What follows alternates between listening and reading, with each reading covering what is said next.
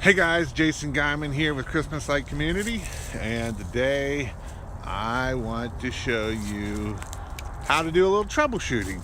So the customer called and said half my lights aren't on, and I'm going to show you kind of what we're going to do here. So I've already started a little bit. This strand here is bad, and basically what it is from here up is not working.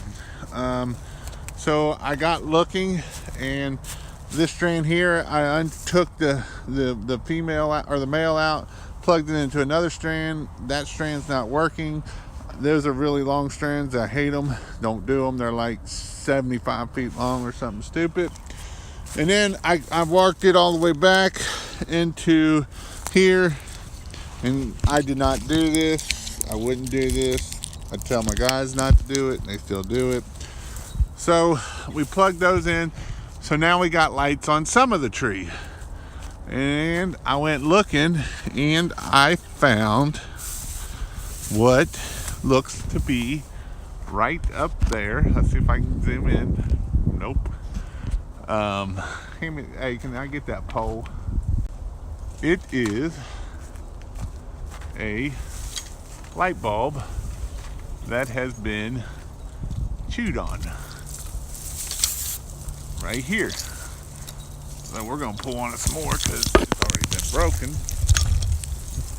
from Mr. Chewy. And this is probably what caused. So Mr.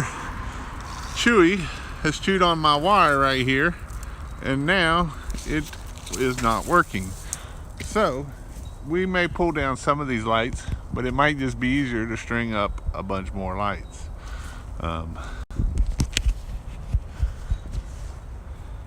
So when you're troubleshooting, you want to try to find the strands that are good and where it stops working.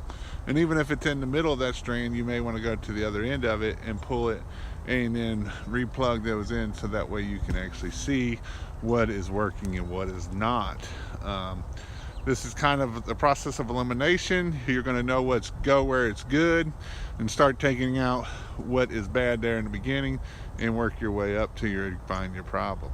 Thank you, and have a great day. If you would like to learn how to hang Christmas lights on a big tree, check out this video right here. And if you would like to learn how to make extension cords, check out this video right here.